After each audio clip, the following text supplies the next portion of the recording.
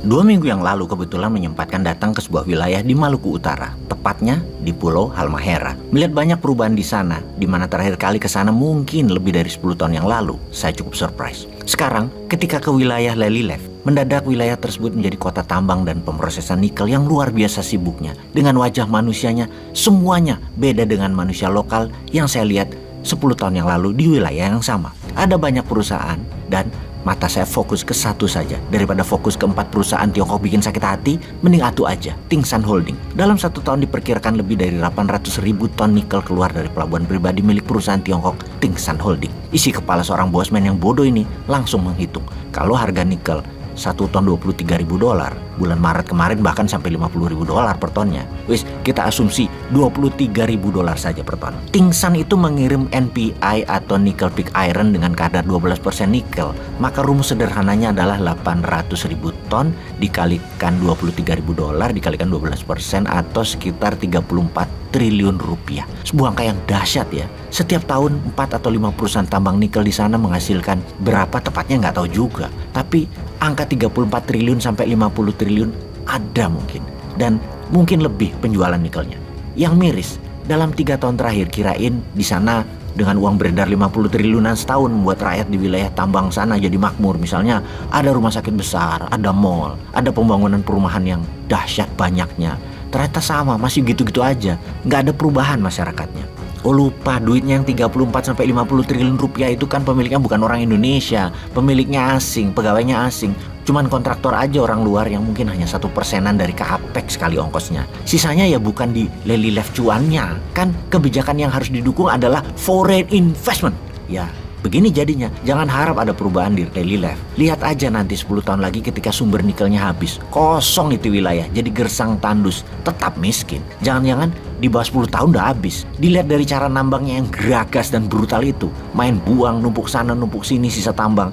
Alat berat masuk, gaspol, nggak pakai strategi tambang yang sehat. Gerakannya kayak ngejar target, aji mumpung, sikat. Alat pabriknya pun rasanya bekas. Sehingga nanti kalau nikelnya sudah habis ya tinggal besi tua, ya tinggalin aja. Hebat ya mereka itu, hebat sekali mereka. Terus cara memajaknya bagaimana ya? Ini negara untung apa enggak ya Indonesia ini? Jangan-jangan nggak jelas juga hasil pajaknya. Orang nggak ada pejabat penting negara kok di sana. Bahkan kontraktor mengeluarkan alat berat dari kapal Tiongkok tanpa surat, tanpa bea cukai.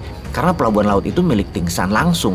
Hanya pakai kunci kontak, starter, greng, keluar aja tuh alat berat dari Tiongkok, langsung dipakai.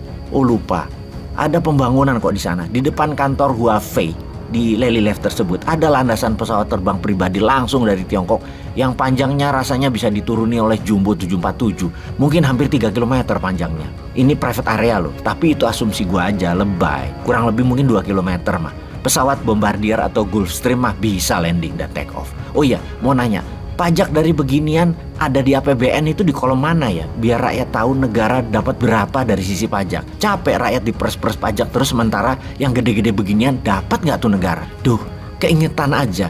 Kalau perusahaan tadi milik rakyat atau pengusaha Indonesia, pasti harta kekayaannya buat membangun tanah air ya. Oh tetapi lupa lagi bosman ini. Kan didoktrin orang Indonesia tuh nggak punya duit, nggak punya modal. Jadi kalau membangun harus pakai hutang. Dan nggak bakal nambang nikel itu pengusaha Indonesia. Lah hutang kok berani, printing money kok nggak berani sih bos. Kan ada underlying proyeknya. Ya nickel pig iron itu dan tambang nikel. Bagaimana sih mikirnya? Ya print aja kasih pengusaha lokal. Kalau asing yang punya proyek duitnya, kalau dikatakan 1 tahun Indonesia menjual 300 triliun rupiah dari berbagai wilayah, bukan dari wilayah Halmahera aja, termasuk dari Sulawesi dan lain sebagainya, itu uangnya Tiongkok, bukan uangnya si Wakidi, bukan uangnya si Paijo, bukan uangnya Daeng, bukan uangnya Buyung, uangnya Tiongkok, paham ya? Karena semuanya Tiongkok. Gak bangga harusnya pejabatnya, karena selain uangnya Tiongkok yang banyak, tanah air sumber daya alamnya habis dalam 10 tahun lagi tinggal galian tambang rusa. Ada lagi yang kita bikin gerah.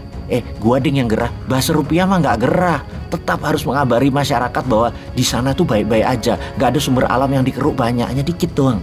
Tetaplah fokus pada pemilihan presiden, gosip politik dan gosip artis. Fokus ke sana ya wahai masyarakat. Janganlah menambah isi kepala masyarakat dengan data-data sumber daya alam yang nggak penting ini. Nggak penting. Yang penting tuh artis, yang penting tuh politik.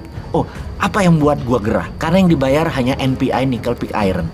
Mineral ikutannya kagak dibayar. Bukti, mengutip buku Potensi Logam Tanah Jarang di Indonesia, logam tanah jarang merupakan salah satu mineral strategis yang termasuk critical mineral yang terdiri dari 17 unsur. Kita sebut sebagian aja seperti scandium atau Sc, lanthanum atau La, cerium atau Ce, kemudian neodymium, Nd, dan lain sebagainya. Logam tanah jarang ini juga terkandung di dalam laterit nikel. Sejumlah mineral ikutan dalam laterit nikel yang harganya mahal lainnya adalah monasit, zirkon, dan xenotip. Indonesia ternyata menyimpan harta karun super langka yang diincar banyak negara karena manfaatnya luar biasa di era modern ini. Mulai dari bahan baku peralatan elektronika, baterai, telepon seluler, komputer, bahkan pembangkit listrik berbasis energi baru terbarukan, hingga kendaraan listrik dan peralatan militer atau industri pertahanan. Harta karun super langka ini yaitu logam tanah jarang atau LTJ atau rare earth element, sangat banyak menempel di timah, di emas, dan pastinya di nikel.